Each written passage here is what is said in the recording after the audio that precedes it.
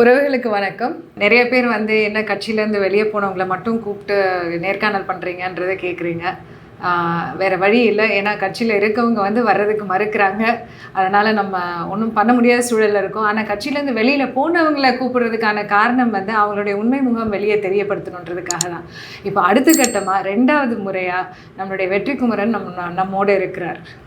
புது கட்சி ஆரம்பிக்க போகிறாருன்ற பொருளிகள் இருக்குது. அதே மாதிரி நிறைய ஆடியோ லீக்ஸ் பண்ணுறாரு அப்படிங்கிற ஒரு விஷயமும் இருக்குது. இது உண்மையா பொய்யா, இல்லை அவருடைய நோக்கம் என்ன, அவர் எந்த பாதையை தேர்ந்தெடுக்க போகிறார் அப்படிங்கிறத இன்னைக்கு விரிவாக நம்ம தெரிஞ்சுப்போம். வணக்கம் வெற்றி. வணக்கம். உங்களை மறுபடியும் இங்கே வந்தது ரொம்ப மகிழ்ச்சி எனக்கு. புதிய முயற்சிகள் அப்படிங்கிறது நீங்கள் உங்களுடைய வலைத்தளத்தில் சொல்லியிருக்கீங்க, தூய தமிழ் தேசிய பாதையில் அப்படின்னு சொல்லிட்டு.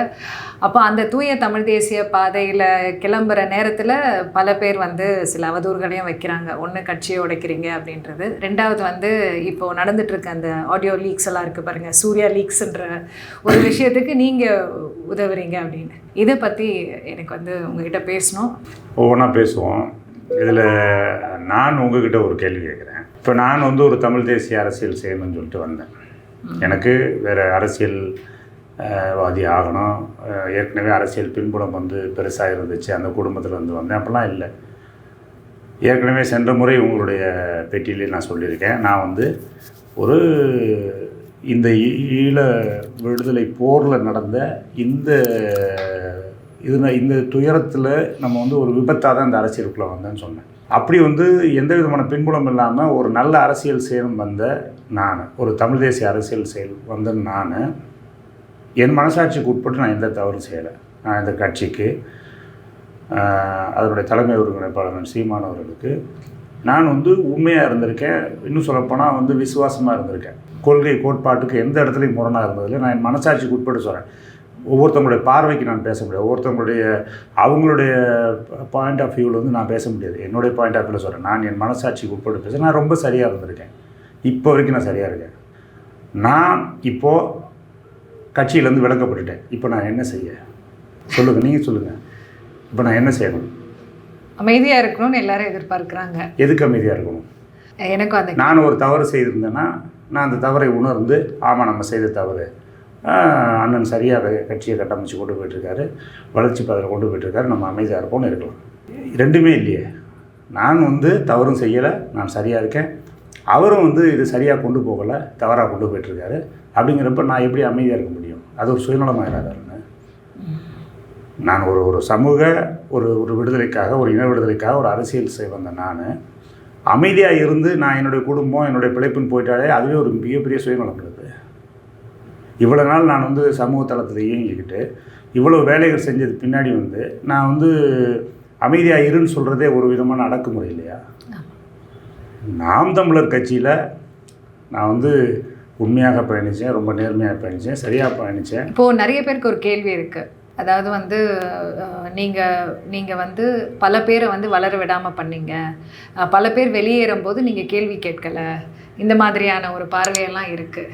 முக்கியமாக கல்யாண சுந்தரம் அவர்கள் வெளியேறும் போது நீங்கள் கேள்வி கேட்கலை, ராஜீவ்காந்தி இவங்கெல்லாம். அதுக்கப்புறம் உங்களுக்கும் சிவசங்கரனுக்கும் பிரச்சனைகள் ஓடுது, அவரையுமே நீங்கள் தான் இப்போ இதுக்கெல்லாம் பதில் இருக்கா உங்களுக்கு? இது நான் கேட்கலாமா? இது அதுதான் நான் ஒரு தத்துவத்திற்கு உண்மையாக இருக்கேன். அதை எடுத்துகிட்டு போகிற தலைமைக்கு உண்மையாக இருக்கணும்னு நினைக்கிறேன். சரிங்களா? இப்படி தான் ஒரு அரசியல் கட்சியில் இருக்கக்கூடிய தளபதியாக வேலை இருக்கக்கூடிய ஒருத்தர் இருக்க முடியும். நான் அண்ணன் சீமான் அவருடைய தளபதியாக அவருடைய சொல்லுக்கு கட்டுப்பட்டு சில வேலைகள் செய்தேன். சரிங்களா? இன்றைக்கி தெரியுமே, இன்றைக்கு தெரியுது, இன்றைக்கி வெட்ட வெளிச்சமாகுது யாருக்கு எதிராக இருந்தான்னு சொல்லிட்டு. இன்றைக்கு உங்களுக்கு வருகிற இந்த பதிவுகள்லாம் பார்க்கும்போது எனக்கு நல்லா தெரியுதுல்ல, யாருக்கு விரோதமாக இருந்தால். ஏன் நான் யாரை நான் புறக்கணித்தனோ, இல்லை என்னால் யார் வெளியில் போனாங்களோ, நான் விலகி 1.25 வருஷம் ஆச்சு. ஏன் அவங்களுக்கு முதன்மைத்துவம் இங்கே கொடுக்கப்படலை? ஏன் அவங்களுக்கு அண்ணன் தூக்கி தோளில் பக்கத்தில் வச்சுக்கல? அப்போ உங்களுக்கு தெரியுது தானே எதனால்? அப்போ நான் ஒரு கருவியாக பயன்படுத்தப்பட்டேன், அவ்வளோதான். இது போல் நான் மட்டும் இல்லை, கட்சியில் உள்ள 2ஆம் நிலையில் உள்ள எல்லாருமே கருவியாக பயன்படுத்தப்பட்டார். அவர் ஒரு தலைமைக்கான தகுதியாக நினச்சிக்கிட்டு அண்ணன் இந்த மாதிரியான வேலைகளை தான் செஞ்சார். அதனுடைய விளைவு தான் இன்றைக்கி இப்படி வந்து இருக்கு. ஆமாம், அதே மாதிரி அதே போல் நீங்கள் கேட்டீங்க கட்சியை வந்து கட்சியை ரெண்டாக்குறதோ உடைக்கிறதோ இது வந்து என்னுடைய வேலை இல்லை. ஏன்னா நான் நேசித்த கட்சி, நேசித்து வளர்த்த கட்சி, என் உயிருக்கு நிகராக அதுக்கு மேலேயே நேசித்து வளர்த்த கட்சி, இதை வந்து நான் உடைக்கிறேன், நான் பிளவு பண்ணுறேங்கிற வார்த்தையை பேசக்கூடாது. ஏன்னா நான் இந்த தத்துவம் செத்து போயிடக்கூடாது. இந்த தத்துவம் வந்து ஒரு குறிப்பிட்ட காலத்தில் இதோட வந்து மடிந்து மண்ணோட மண்ணாக போயிடக்கூடாது அப்படிங்கிறதுக்காக ஒரு வேலை திட்டத்தை நான் எடுத்திருக்கேன். அவ்வளோதான். எவ்வளவோ பேர் இந்த கட்சியை நேசித்து வந்தவங்க ஏன் வந்து 2 மடங்கு ஆட்கள் வந்து 2 மடங்கு வந்து முக்கிய வந்து ஒரு வலிமையான கொள்கை ரீதியான கோட்பாடு ரீதியான ரொம்ப வலிமையான ஆட்கள் வந்து கட்சியை விட்டு வெளியே போயிருக்காங்க. அது வந்து அதில் வந்து பல்வேறு, அதாவது அவங்களும் அதுக்கு ஒரு காரணமாக இருக்கலாம். யாரும் விட்டு கொடுத்தல் தன்மை இல்லாதது, விடாப்பிடியாக இருக்கிறது, தலைமைக்கு கட்டுப்படாமல் இருக்கிறது, இந்த மாதிரி அவங்களுக்கும் சில காரணங்கள் இருக்குது. ஆனால் இதையெல்லாம் அரவணைத்து கொண்டு போகிற தகுதியை வந்து இழந்தது வந்து அண்ணன் சீமான் அவர்கள். அவர் வந்து நிறைய பேரை விட்டுட்டார். அப்போ ஒரு மக்கள் திரள், ஒரு ஜனநாயக கட்சி, ஒரு அரசியல் கட்சி நடத்தும் பொழுது நீங்கள் ஒவ்வொருத்தட்டையும் குறை கண்டு நீங்கள் வந்து வெளியே தள்ளிக்கிட்டே இருந்தீங்கன்னா நீங்கள் இயக்கமாக இருக்கலாம், ஒரு சமூக அமைப்பாக இயக்கமாக இருக்கலாம். ஆனால் நீங்கள் எல்லாரும் சேர்ந்து வாக்கு செலுத்தினா தான் நம்ம அதிகாரத்துக்கு வர முடியும். அப்போ நீங்கள் அப்படி ஒரு 2 மடங்கு ஆட்கள் வந்து இன்றைக்கி கட்சி விட்டு வெளியே போயிட்டாங்க. இப்படியே போய்கிட்டே இருந்தீங்கன்னா இப்போ நான் போனதுக்கப்புறமும் அது நடந்துக்கிட்டு தான் இருக்குது. அப்போ இது இப்போ வெளியில் போனவங்க நம்ம என்ன செய்யுது? அவங்க சில பேர் வந்து வேறு வழியே இல்லாமல் திராவிட தேசிய இயக்கங்களில் போய் தன்னை கரைச்சிக்கிட்டாங்க. வேறு வழியே இல்லாமல், அதாவது அவன் வந்து ஒரு சமூகத்தில் வந்து ஒரு கட்சியை இருந்து ஒரு மாவட்ட செயலாளர் இருந்து ஒரு மாநில பொறுப்பாளர் இருந்து ஒரு சமூகத்தில் ஒரு அந்த சூட காமிச்சிட்டு இருந்திருப்பான். திடீர்னு அவனை தூக்கி போட்டோன்னா அந்த நிலை குலைஞ்சு போய் வேறு வழி இல்லாமல் ஒரு கட்சியில் போய் இணைஞ்சிருப்பான். பல பேர் வந்து கோட்பாடு, கொள்கை, தமிழ் தேசிய தத்துவம் தான் அதை விட்டால் முடியாதுன்னு நினைக்கிறவன் என்ன பண்ணிட்டான், வந்து ஒரு இயக்கங்களில் போய் ஒரு சின்ன இயக்கங்களில் போய் ஏதாவது ஒன்று செய்யணும்னு போயிட்டான். பல பேர் என்ன பண்ணால் ஒன்றுமே செய்யாமல் அமைதியாகிட்டாங்க. அப்போ ஒரு தமிழ் தேசிய தத்துவத்தை நோக்கி ஓடி வந்த இளைஞர்களை தேசிய தலைவர் பிரபாகரன் வழியில் நம்ம பயணிக்கணும், அண்ணன் சீமான் நம்மளை வழிகாட்டுவார் அப்படின்ற நோக்கத்தில் ஓடி வந்த இளைஞர்களை விரட்டி விட்டது யார்? அந்த குற்றவாளி யார்? அப்போ அதே போல் நானும் போகணுமா? அதான் நீங்கள் விரும்புகிறீங்களா? நானும் போய் திமுகவில் போய் நிற்கணும், அதிமுகவில் போய் அடிமையாக நிற்கணும், இதைத்தான் நீங்கள் விரும்புகிறீங்களா? இப்போ எல்லோரும் தான் பேசினாங்க, எல்லோரும் தான் அழைப்பு கொடுத்தாங்க. ஆமாம், கேட்டாங்க. சில கட்சிகள்கிட்ட நான் கேட்டேன், நான் உங்கள் மேடையில் இருந்துக்கிட்டு என்னுடைய தலைவர் தேசிய தலைவர் பிரபாகரன் அப்படின்னு சொல்லுவேன், நீங்கள் ஒத்துக்குருவீங்களா அப்படின்னா சொல்லுங்கள், நாளைக்கே வந்து உங்கள் கரை வெட்டியை கட்டிக்கிறேன் அப்படின்னு. அதோடு போயிட்டாங்க. எனக்குன்னு ஒன்று இருக்குல்லங்க. நான் தான் முதலே சொல்லிட்டேன், நான் அரசியல் செய்யணும்னு சொல்லிட்டு வரல. அரசியல்வாதியாக இருக்கணும், அரசியல்வாதியாக உலா வரணும், 10 பேர் 20 பேர் கூட வந்து நம்ம ஒரு மாஸ்க் காட்டிட்டு தெரியணுங்கிற அந்த ஒரு நோயெலாம் எனக்கு கிடையாது. நான் ஒரு இயல்பான ஒரு ஆள், ஒரு இயற்கையோட வாழ நினைக்கிற ஆள், ரொம்ப மகிழ்ச்சியாக இருக்கணும்னு நினைக்கிற ஆள். எனக்கு ஒரு விபத்தாக நான் வந்துட்டேன், எனக்கு ஒரு பொறுப்பு கையளிக்கப்பட்டுருச்சு, அந்த பொறுப்பை செஞ்சேன், அண்ணன் சீமானவரோட சேர்ந்து செஞ்சேன். இப்போ நான் உங்களோட பழகின வரைக்கும் பார்த்தேன்னா, அந்த கட்சியை விட்டு வெளியேறின உடனே வந்து எனக்கு இதெல்லாம் தேவையில்லை, இது ஏன்னா ஒரு பெரும் ஏமாற்றம் உங்ககிட்ட இருந்தது, நான் அதை பார்த்தேன். எனக்கு எதுவுமே தேவையில்லை, நான் ஒதுங்கி என்னுடைய வேலையை நான் பார்க்குறேன் அப்படின்னு சொன்னீங்க. ஆனால் அதுக்கப்புறம் பார்த்தீங்கன்னா நான் தான் உங்களை வந்து இல்லை ஏதாவது பண்ணுங்கன்னு சொல்லுவேன். ஆனால் அதுக்கப்புறம் நீங்களுமே ஒரு ஆர்வத்தோட அமைப்பை கட்ட ஆரம்பிச்சிருக்கீங்க. இது எப்படி, எதனால், எது உங்களை இதை பண்ண வச்சிச்சு? மறுபடியும் இதை என்ன சொல்கிறது, அந்த ஏமாற்றத்தை தாண்டி வர்றதுக்கான ஒரு மனநிலையை கொடுத்தது எது?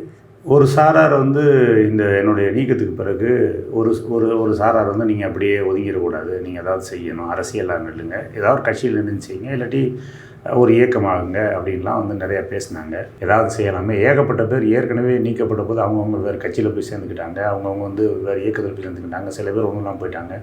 நீங்கள் ஏதாவது ஒரு முன்னெடுங்க, நீங்கள் ஏதாவது பண்ணுங்கள். எவ்வளோ பேர் வந்து வெளியில் வந்து வேறு வழியே இல்லாமல் அரசியல் ஆர்வம் இருந்தோம், வேகமாக ஈடுபட வந்து உண்மையான நோக்கத்தோடு வந்து இங்கே வேலை செஞ்சோம், அவங்க வந்து வழியேற்று போய் இருக்கிறாங்க. நாங்கள் இருக்கிறோம், தயவுசெய்து ஏதாவது நீங்கள் முன்னெடுங்க, நீங்களும் வந்து மற்றவங்க மாதிரி நீங்கள் வந்து போயிடாதீங்க அப்படின்னு சொல்லிட்டு நிறைய பேர் கேட்டுக்கிட்டாங்க. அதன் பிறகு இங்கே நம்ம கட்சி சரியாக போகுது அப்படின்னு பார்த்தா இப்போ கடந்த காலங்களில் பார்த்திங்கன்னா இந்த அரசியலுடைய இதை பார்த்திங்கன்னா வீச்சை பார்த்திங்கன்னா தெரியும். 1.1 விழுக்காடு வந்து 2016 வாங்கினோம், திரும்ப வந்து 3.25 விழுக்காடு 2019 வாங்கினோம், மறுபடியும் 21 சட்டமன்ற தேர்தலில் 6.25 விழுக்காடு வாங்கினோம். 2 மடங்கு 3 மடங்கு வந்து அப்படியே ஜம்ப் ஆகி வந்து வளர்ச்சி இருந்துகிட்டு இருந்தது. பார்த்திங்கன்னா இப்போது அதுக்கு அந்த தேவையை காட்டணும். அந்த நேரத்தில் நாம் நம்மளுடைய தேவை இருந்தது காட்டணும். இந்த நேரத்தில் இப்போ இந்த 2024 தேர்தலில் அதிகமாகவே இருக்குது. ஏனென்றால் திமுகவுடைய மிகப்பெரிய அராஜகமான ஆட்சி, சட்டம் ஒழுங்கு சீர்கேடு, விலைவாசி உயர்வு, ஏகப்பட்ட தவறுகள் திமுக ஆட்சியில் நடந்துகிட்டு இருக்குது. திமுக ஆட்சியில் ஒரு வெறுப்பில் இருக்காங்க மக்கள். அதிமுக ஏற்கனவே நிலகுலைஞ்சு போயிருக்கு. அவங்க சொந்த கட்சியை காப்பாற்றிக்கிறதுக்கு இவ்வளவு பிரச்சனைகள் இருக்காங்க. அப்போ பார்த்திங்கன்னா நாம் தமிழருடைய தேவை இன்னும் அதிகமாக இருக்குது இந்த காலகட்டத்தில். அப்படி இருக்கிற காலகட்டத்தில் நீங்கள் 6.25 விழுக்காடு 2021 தேர்தலில் வாங்கின நீங்கள் 2024 பாராளுமன்ற தேர்தலில் 13-14 விழுக்காடு குறைந்தபட்சம் வாங்கியிருக்கணுமா இல்லையா? வாங்கியிருக்கணும். அப்படி இருக்கிறப்ப நீங்கள் 8.19 விழுக்காடு வாங்கிட்டு அது வெற்றின்னு வேற நீங்கள் சொல்லிக்கிறீங்க. இது வெற்றி பெற்றோன்னு சொல்லிட்டு அது அவருக்கு தெரியும், அது பெரிய தோல்விங்கிறது தெரியும். இது நான் சொல்கிறேன், இது கடுமையான தோல்வி. விக்ரவாண்டியும் ரொம்ப மோசமாக. இதே போல் நீங்கள் போனீங்கன்னா 2026 என்ன நடக்குன்னு நினைக்கிறீங்க? 26 விஜய் அவர் இந்த கூட்டணிக்கு வரமாட்டார், நிச்சயம் வரமாட்டார். அவருக்கு என்ன காரணம்னா, இப்போ நடக்கிற இந்த கான்ட்ராவர்சியெல்லாம் விட்டுருங்க. பொதுவாக அவர் முதலமைச்சர் ஆகணும்னு சொல்லிட்டு கட்சி ஆரம்பித்து வரப்போகிறார். அவர் தன்னுடைய பலத்தை, சொந்த பலத்தை நிரூபிக்கணும் தான் முதல் தேர்தலில் யாருனாலும் நினைப்பாங்களே ஒழிய, அவர் இன்னொருத்தரோட கூட்டணி சேர்த்துக்கிட்டு இப்போ நாளை பண்ண 2 பேரும் சேர்த்து ஒரு 15 விழுக்காடு வாக்கு வாங்குறாங்கன்னு வச்சுங்களேன். உதாரணத்துக்கு சொல்கிறேன். அவர் விழுக்காடு வாங்குறது வாய்ப்பு இல்லை. அவர் சீமான் என்ன சொல்லுவார், என்னால் தான் 12-13% நம்ம வாக்கு தான் அப்படின்னு அவர் சொல்லுவார். என்னால் தான் 10-15 விழுக்காடு என்னால் தான் சொல்லுவார். அப்போ யாருடைய வாக்கு அப்படிங்கிறதே தெரியாமல் போயிடும். அப்போ ஒரு முதலாக அரசியல் கட்சி தொடங்குற ஒருத்தவங்க தனி பெரும்பான்மை தனியாக நின்று தன்னுடைய பலத்தை நிரூபிக்கணும் தான் நினைப்பாங்க. அதனால் இவர் வர்றதுக்கான வாய்ப்பே கிடையாது. அப்படிங்கிறப்ப ஏற்கனவே விஜயோட ரசிகர்களாக இருக்கிறவங்க 99 விழுக்காடு நாம் தமிழருக்கு தான் வாக்கு செலுத்திக்கிட்டு இருக்காங்க. இப்போ 2026 அந்த வாக்குகள்லாம் பிரியும். புதிதாக ஒரு பொதுவாகவே நம்ம மக்களுக்கு ஒரு மனநிலை இருக்குது. புதுசாக வந்தோடனே ஒரு குரூப் ஆதரிக்கும். ஒரு குறிப்பிட்ட ஒரு 3-4% மக்கள் ஆதரிப்பாங்க. அது விஜய் போன்ற ஒரு பெரிய மாஸ் ஹீரோ வரும்பொழுது ஒரு 3-4 விழுக்காடு அந்த வாக்கெல்லாம் நாம் தமிழருக்கு வந்துக்கிட்டு இருந்த வாக்கு அது போகும். அப்படிங்கிறப்ப நீங்கள் இந்த 8 விழுக்காடை நீங்கள் வாங்குவீங்களாங்கிறதுக்கான சாத்தியம் இருக்கான்னு பார்த்தீங்கன்னா அது இல்லை. அது இருக்குன்னா எப்படி நீங்கள் சொல்லுங்கள்? இது இருக்குது. இல்லை இப்போ 8.19 நாங்கள் 2026 15 விழுக்காடு வாங்குவோங்கிற அது என்ன வச்சுருக்கீங்க? நீங்கள் என்ன திட்டம் வச்சுருக்கீங்க? எப்படி வாங்குவீங்க? தேர்தல் வாக்குப்பதிவு வாக்குச்சாவடியில் எப்படி மக்களுடைய மனநிலை எப்படி வாக்களிக்கிறாங்கிறது என்னைக்காவது ஆராய்ந்து அதற்கான வேலைகள் செஞ்சுருக்கோமா? ஸோ இதுக்காக தான் நீங்கள் ஒரு அமைப்பு இப்போ ஆரம்பிக்கிறீங்க? இல்லை, எனக்கு தனிப்பட்ட ஆர்வம், ஆசை அதெல்லாம் எதுவுமே கிடையாதுங்க. எனக்கு ஒரு தத்துவம் இந்த தமிழ் மண்ணில் நீண்ட காலத்துக்கு பிறகு விதைக்கப்பட்டு அது இன்றைக்கி ஓரளவு வளர்ந்துக்கிட்டு இருக்கு. இது ஒரு குறிப்பிட்ட காலத்தில் இது அப்படியே நின்றக்கூடாது. இது நின்றுமோங்கிற அச்சம் எனக்கு வந்துருச்சு. அது சமீப காலத்தில் ரொம்ப அதிகமாக வந்துருச்சு. அப்படிங்கிறப்ப இது ஒரு ஒரு ஒரு தாங்கி பிடிக்கிற ஒரு அமைப்பாக, ஒரு இயக்கமாக, இல்லை ஒரு கட்சியாக இன்னொன்று வேணும்னு நான் நினைக்கிறேன். இன்னும் சொல்ல போனால் எதிர் கிடையாது. இன்னும் சொல்கிறேன், தெளிவாக சொல்கிறேன். தமிழ்நாட்டில் ஒரு கட்சியில் ஒரு திராவிட தத்துவத்தை ஏற்றுக்கிட்டு ஒரு கட்சிக்கு வர்றவன் திமுகவில் இருக்கிறான். திமுகவில் அவனுக்கு ஒரு பிரச்சனை அவனால் இருக்க முடியல, உள்கட்சி பிரச்சனையோ இல்லை ஏதோ ஒரு பிரச்சனை அவனால் இருக்க முடியல, இல்லை திமுகலேருந்து விளக்கப்படுறான் அப்படின்னா உடனே என்ன பண்ணுறான், அதிமுக போய் சேர்ந்துறான். எந்த விதமான மன உறுத்தலும் இல்லாமல் ஒரு சேர்ந்துறான். ஏன்னா 2 பேரும் கொள்கை அளவில் ஒரே கட்சி. அது எப்படி கொள்கைன்னு வச்சுங்களேன், திருடுறதா கொள்ளையடிக்கிறதா எதுனாலும் எந்த பிரச்சனைலாம் போயிடுறான். சரிங்களா? அதிமுக அதே போல் பிரச்சனை. திமுக அடுத்த வேட்டியை கலட்டி தூக்கி எறிஞ்சிட்டு அடுத்த வேட்டியை கழிக்க நேரம் அதிமுகவுக்கு வந்துடுறான். அதே தான் காங்கிரஸ், பிஜேபி. காங்கிரஸ் தேசிய சிந்தனை உள்ளவன் காங்கிரஸில் இருக்கான். காங்கிரஸில் பிரச்சனை நான் பிஜேபிக்கு போகிறேன், பிஜேபியில் பிரச்சனை காங்கிரஸுக்கு வந்துடுறான். முடிஞ்சு பாட்டாளி மக்களின் விடுதலையே நாட்டின் விடுதலை என்று பேசுகிற கம்யூனிஸ்ட் கட்சியில் கூட இந்திய கம்யூனிஸ்ட் கட்சி, மார்க்சிஸ்ட் கம்யூனிஸ்ட், இடது வலதுன்னு இருக்குது. இதில் ஒரு தத்துவ பிழை இதில் முரண்பட்டானா அதில் போய் சேர்ந்துறான், அதில் முரண்பட்டால் இதில் போய் சேர்ந்துறான். இப்போ நான் கேட்குறது என்னன்னா, தமிழ் தேசியத்தை ஏற்று வந்த ஒருத்தர், தமிழ் தேசியம் ஏற்றுக்கொண்டு அரசியல் செய்ய வந்த ஒருத்தர் இருக்கிற ஒரே வாய்ப்பு நாம் தமிழர் கட்சி, அரசியல் கட்சி. அந்த அரசியல் கட்சியில் இருக்கும்போது சீமானுக்கு அவரை பிடிக்குது. என்ன காரணமோ, என்ன இளவு காரணமோ, நல்லதோ கெட்டதோ, தப்பாக பிடிக்கல, இல்லை சரியாக ஏதோ பிடிக்கல, சீமானுக்கு அவரை பிடிக்கல, இல்லை அவருக்கு சீமானை பிடிக்கல, 2 தானே வாய்ப்பு. பிடிக்கல அப்படின்னா அவர் என்ன செய்வார்? அவர் எங்கே போவார்? அவர் வேறு வழியே இல்லாமல் என்ன பண்ணுவார்? திமுக, அதிமுகவுக்கோ, காங்கிரஸுக்கோ, பிஜேபிக்கோ போவார். அவர் ஏன் போக விடணும்? அவர் ஏன் போகணுன்றேன். ஒரு தத்துவத்தை ஒரு ஏற்று வந்த ஒருத்தர் மாற்றி ஏன் யோசித்து மாற்றி இன்னொரு தன்னுடைய இதை மாற்றிக்கிட்டு ஏன் போய் சேரணும்? அப்போ அவங்களுடைய அவங்க விரும்பிய தத்துவத்திலே வந்து தொடர்ந்து இயங்குறதுக்கான ஒரு வாய்ப்பை ஏன் நம்ம அளிக்கக்கூடாது? அவ்வளோதான். இது வந்து சிம்பிள். இது வந்து நாம் தமிழர் கட்சியை உடைக்கிறதோ சிதைக்கிறதோ அதெல்லாம் ஒன்றுமே கிடையாது. இது வந்து ஒரு பேரலல் பாடி, ஒரு இணையான ஒரு அமைப்பு. நீங்கள் உங்களுக்கு அண்ணன் சீமானோட கருத்து முரண்பாடு வருதா, நீங்கள் இங்கே வந்து பயணிங்க. இங்கே உங்களுக்கு பிரச்சனை வருதா, அண்ணன் சீமானோட பயணிங்க. கூடிய நாட்கள் நகரட்டும், வருடங்கள் போகட்டும், மக்கள் முடிவு பண்ணட்டும் யார் சரியாக இயங்குறான்னு முடிவு பண்ணிக்கலாம். அவ்வளோதான். எதிர் கிடையாது. கிடையாது. ஒன்று தெளிவாக தெரிஞ்சுக்கங்க. அதாவது இன்றைக்கி வந்து இல்லை இது வந்து மக்கள் உணரணும்னு தான் நான் திருப்பி கேட்குறேன். நான் இல்லை எதிர் கிடையாது, ஆனால் இது மாற்று. நீங்கள் வந்து அவர் அண்ணன் சீமான் அவர்களுடைய அவர் மேலே 1008 முரண்கள் இருந்தாலும் இந்த தத்துவத்தை இந்த மண்ணில் விதைத்த ஒரு மகத்தான ஒரு காரியத்தை அவர் செய்திருக்கிறார். இன்றைக்கி வந்து வளர்ந்துருக்கிற காரணம் வந்து அதில் வந்து அவரை நிராகரிக்கவே முடியாது. அப்போ நீங்கள் அதை போய் மாற்றுன்னு அவரை காலி பண்ணுறது இல்லை கட்சியை காலி பண்ணுறதுங்கிற பேச்சுக்கே இங்கே இடம் இல்லை. அதனால் அது இன்னைக்கு நாங்கள் வந்து ஒரு தேசிய தலைவராக ஏற்றுக்கொண்டு இந்த கட்சிக்குள்ளே வந்தவங்க தான் 99 விழுக்காடு. அப்போ நாங்கள் தேசிய தலைவராக ஏற்றுக்கோம்னா அதுக்கு அடுத்து அதை லீட் பண்ணி கொண்டு போகிறவங்களா அது மாதிரி இல்லை. அதில் ஓரளவாவது நம்ம எதிர்பார்ப்பாங்க இல்லையா? ஆமாம், அது வேணும்ல, அது வேணும். இப்போ இங்கே யாரும் வந்து தலைவராகணும் இல்லை வந்து ஆர்கனைஸ் பண்ணணும், நம்ம ஒருங்கிணைப்பாளராகணும் அப்படிங்கிற துளியளவு ஆசையில் இங்கே வரல. இது வந்து எவ்வளோ பெரிய சுமைங்கிறது தெரியும். 15 ஆண்டு காலம் ஏற்கனவே வந்து குடும்ப வாழ்க்கை போச்சு, பொருளாதார வாழ்க்கை போச்சு, வியாபார வாழ்க்கை போச்சு, பிள்ளை குட்டியோடு இருக்க முடியல, எல்லாம் முடிஞ்சு போச்சு. மறுபடியும் இந்த வேலையை எடுக்கிறோம்னா ஐயோ நமக்கு ஒரு ஒரு ஒரு ஒரு கடமைன்னு ஒன்று இருக்கே, இதை விட்டுட்டு நம்ம வந்து சுயநலத்தோடு போயிடுறதாங்கிற அந்த ஒரு எண்ணத்தில் தான் இந்த வேலையை செய்கிறோம் ஒழிய வேறு எந்த ஒரு இதுவும் இல்லை. ஓகே, இந்த அமைப்பை இப்போ எப்படி எடுத்துகிட்டு போகிறீங்க? என்ன பிளான்ஸு? இப்போ நான் வந்து ஒரு 6 மாவட்டம், தென் மாவட்டங்களில் ஒரு 6 மாவட்டத்துக்கு ஒரு பயணம் போயிட்டு வந்தோம். நாங்கள் வந்ததில் நான் உணர்ந்தது என்னென்னா, நான் என்ன எதிர்பார்த்தனோ அதுக்கெல்லாம் பல மடங்கு வரவேற்பு இருக்குது. ஏனென்றால் கட்சியிலிருந்து விலகி வந்தவங்க மட்டும் இல்லை, கட்சியில் இப்போ இருக்கிறவங்க கூட வந்து இதில் வந்து ரொம்ப பேரார்வமாக வந்து நம்ம கூட பேசுகிறாங்க, நம்ம கூட இணைகிறாங்க, இதெல்லாம் பண்ணிகிட்ருக்காங்க. ஒரு மீட்டிங் உங்களோட வந்ததில் நான் பார்த்தேன் எந்த அளவுக்கு வந்து ஏக்கத்தோடு இருக்காங்க, எந்த அளவுக்கு செயல்படணுன்ற ஆர்வத்தோடு இருக்காங்க. அதனால தான் சொல்கிறேன். அதனால வந்து இப்போ அவங்களெல்லாம் நம்ம இதை செய்யலை அப்படின்னா அவங்க என்னென்னா கொஞ்ச நாள் இந்த கரைஞ்சி போயிடுவாங்க, இந்த அரசியலே இருக்க மாட்டாங்க. அப்போ ஒரு சமூக நலனோட நல்ல நோக்கத்தோட ஒரு சமூக அக்கறையோட அரசியலுக்கு வர்ற ஒருத்தரை நிராகரித்து நீ வந்து வீட்டில் போய் உட்காரு அப்படின்னு சொல்கிறது மாதிரியான ஒரு அயோக்கியத்தனை எதுவுமே இல்லை. அப்போ நம்ம அதுக்கு மாற்றாக தான் இந்த வேலையை செய்கிறோம். அவங்களுக்கு ஒரு சமூக அக்கறையோடு வந்து சமூக சேவை செய்யக்கூடிய வரணும்னு நினைக்கிறவங்களுக்கு வந்து ஒரு வாய்ப்பை ஏற்படுத்தி தரதான் இந்த இயக்கத்தினுடைய நோக்கம். ஆரம்பிச்சிட்டிங்களா? இல்லை, வருகிற 2024 நவம்பர் 27 மாவீரர் நாள் வருது. அந்த மாவீரர் நாளை இலக்காக வச்சுக்கிட்டு இந்த பயணத்தை தொடங்கியிருக்கோம்.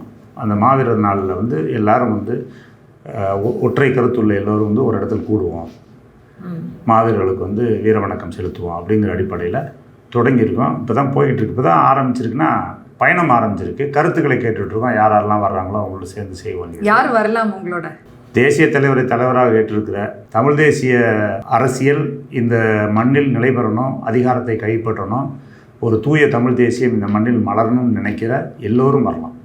யார் வேணாலும் வரலாம். இப்போது தமிழர்களே வந்து பார்த்தீங்கன்னா தமிழ் தேசிய கருத்தியலோட சில தலைமைகள் இருக்காங்க. கருத்தியல் தத்துவார்த்தமாக சித்தாந்தத்தை பேசக்கூடியவர்கள் இருக்காங்க. அவங்களுடைய வழியில் அவங்கவுங்க பயணிச்சுட்டு இருக்காங்க. அவங்களோட இணைந்து இதை நீங்கள் கொண்டு போவீங்களா? எல்லாரும் கூட பேசிகிட்டு இருக்கோம், எல்லாரும் எங்களோடய பேசிகிட்டு இருக்காங்க. எல்லாருக்குமான கருத்து முரண் ஏற்கனவே இருக்கிற நாம் தமிழர் கட்சியோட அண்ணன் சீமானோட சில கருத்து முரண்கள் அவங்களுக்கு இருக்குது. அந்த கருத்து முரண்கள் வந்து சின்ன சின்ன முரண்கள் தான். அது மாதிரி நம்மளை இருந்துடக்கூடாதுங்கிறதுல வந்து ரொம்ப தெளிவாக இருக்கும். அவங்களோட பேசிகிட்டு இருக்கோம். அவங்களோட நம்மளோட இணைஞ்சு எல்லாருமா சேர்ந்து ஒரு வேலையை செய்யணுங்கிறது தான் என் திட்டம். அப்போது தமிழ் தேசிய அமைப்புகளும் உங்களோட சேர்ந்து பயணிக்கலாம்? நிச்சயமாக பயணிக்கலாம். இது ஒரு கூட்டமைப்பாக இருந்து செயல்படலாம். இப்போ அவங்க ஏற்கனவே ஒரு அமைப்பாக இருக்கிறாங்க அப்படின்னா, நம்ம கருத்தோடு ஒத்து வர்றாங்க அப்படின்னா, நம்மளோட மொத்தமாக இணைஞ்சு நம்ம எல்லாம் சேர்ந்து இந்த பொறுப்புகளை பங்கிட்டு அதிகாரத்தை பகிர்ந்து கொடுத்து இந்த வேலையை செய்யலாம். இல்லை நான் ஏற்கனவே அமைப்பாக இயங்கிட்டு இருக்கேன், நான் வந்து உங்களோட தேர்தல் காலகட்டங்களில் இல்லை வந்து பிரச்சனைகளின் அடிப்படையில் வந்து உங்களோட இணைஞ்சிக்கிறதுன்ட்டு வர்றாங்களோ அதோட அவங்க இணைஞ்சிட்டு செய்கிறது எந்தவித பிரச்சனையும் இல்லை.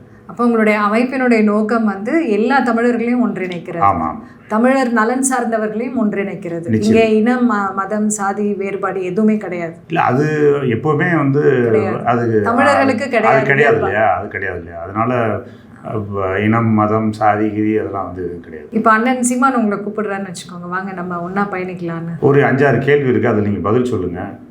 நான் பதில் சொல்கிறேன். ஆமாம், எல்லாம் சீமான்கிட்ட கேட்டு சொல்லுங்கள். அவர் சரினார்னா போயிடுவோம். என்ன கேள்வி? அதாவது அவருக்கு ஒரு எண்ணம் வந்துருச்சு. இது வந்து தன்னுடைய கட்சி அப்படிங்கிற ஒரு எண்ணம் வந்துச்சு. ஒரு ஒரு ரொம்ப ஆபத்தான அந்த எண்ணம். அது வந்து அவர் மண்டைக்குள்ளே ஏறிடுச்சு. தன்னுடைய கட்சின்னு சொன்னதுக்கப்புறம் வந்து அங்கே யாருக்குமே வேலை இல்லையே. இந்த கட்சியில் என்னை கேள்வி கேட்குற உரிமை நான் எவருக்கும் கொடுக்கவில்லை என்று சொல்கிறார். அது வேறு மொழியில் சொல்கிறார், அவர் மொழியில் சொல்கிறாரு.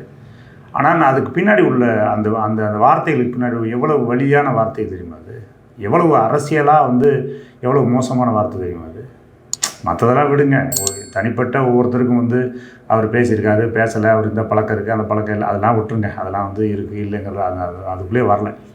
ஆனால் இந்த வார்த்தை வந்து ரொம்ப கொடூரமான வார்த்தை இது. அப்போ இது என்ன அரசியல் கட்சி? இது அரசியல் கட்சியா? அது அரசியல் அறம் பேசுகிற மாண்பு பேசுகிற நாம் வந்து இந்த வேலையை செய்யலாமா? நமக்கு என்ன அருகதை இருக்குது திமுகவை குறை சொல்ல? திமுக வந்து ஒவ்வொரு குடும்பத்தின் ஆதிக்கத்தில் இருக்கிறது என்று குறை சொல்வதற்கு நமக்கு என்ன அதிகாரம் இருக்குது? நமக்கு என்ன தகுதி இருக்குது? அதிமுகவை குறை சொல்கிறதுக்கு என்ன தகுதி இருக்குது? பிஜேபி காங்கிரஸை குறை சொல்கிறதுக்கு என்ன தகுதி இருக்குது? அதை யோசிக்கணும்ல. அதில் அவரோட நிலைப்பாடு என்னன்னு கேளுங்க. இல்லை இது ஜனநாயக கட்சி தான், இது எல்லோரும் சேர்ந்து முடிவெடுத்து தான் நம்ம செயல்படுத்துகிறோம், இது வந்து என்னால் வளரல, எல்லாராலையும் வளர்க்கப்பட்ட கட்சின்னு சொல்லிட்டு ஒரு ஸ்டேட்மெண்ட் கொடுக்க சொல்லுங்கள். இது முதல்ல ஒரு கேள்வி. அதுக்கப்புறம் மற்ற 5 கேள்வி அப்புறம் கேட்குறேன். இன்னும் 4-5 கேள்வி இருக்குது அப்புறம் கேட்குறேன். இதை நான் கேட்க முடியாதுன்னு உங்களுக்கே தெரியும். இந்த மாதிரி ஒரு அமைப்பை நீங்கள் கட்ட போகிறீங்கன்னு சொல்லிட்டு நீங்கள் அறிவிப்பு கொடுத்துருந்தீங்க, தூய தமிழ் தேசியத்தை நோக்கின்னு சொல்லி முகநூலில் அறிவிப்பு கொடுத்துருந்தீங்க. இப்போ இந்த லீக்ஸ் நடக்குது இல்லையா, ஆடியோ லீக்ஸ் எல்லாம் நடக்குது இல்லை, இதில் வந்து வெற்றிக்குமரன் தான் வந்து லீக் பண்ணார் அப்படிங்கிற ஒரு குற்றச்சாட்டை வைக்கிறாங்க. அடிப்படையில் சொல்லணுன்னா நான் அதை வந்து நிராகரிக்கிறேன். இப்போ ஒரு இனியவளாக நான் வந்து அதை நிராகரிக்கிறேன். ஏன்னா உங்களை தெரியும் எனக்கு அந்த அளவுக்கு நீங்கள் இறங்க மாட்டீங்கன்னு. ஆனால் நீங்களே வந்து கேட்குறவங்களுக்கு பதில் சொல்லணும், உங்கள் பாயிண்ட் ஆஃப் வியூவை சொல்லணுன்றதுக்காக இந்த கேள்வி கேட்குறேன். சொல்லுங்கள், நீங்கள் லீக் பண்ணீங்களா?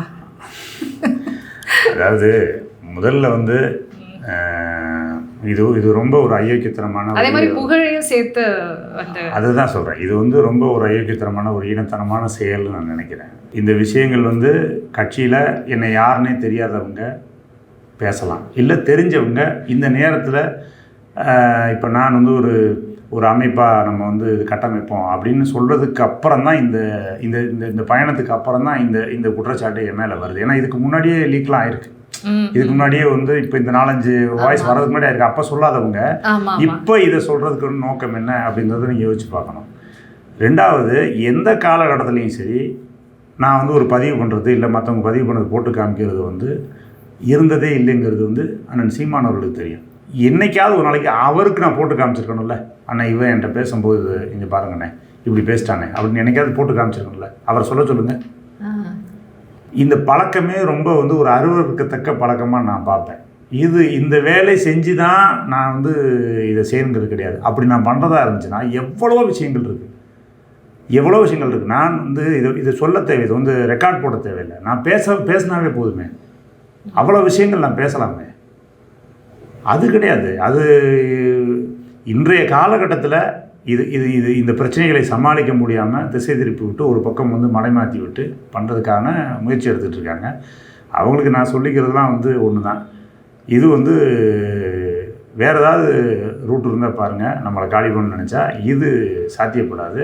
இது எல்லாருக்கும் தெரியும். என்னை பழகியவர்களுக்கு இப்போ நீங்கள் முதல்ல எடுத்தோன்னே சொன்னீங்களே, இத்தனை ஆண்டுகள் இப்போ ஒரு வருஷமாக பார்க்குறீங்க, நான் இது செய்வேனா செய்ய மாட்டேனுங்கிறது உங்களுக்கு தெரியும் இல்லையா?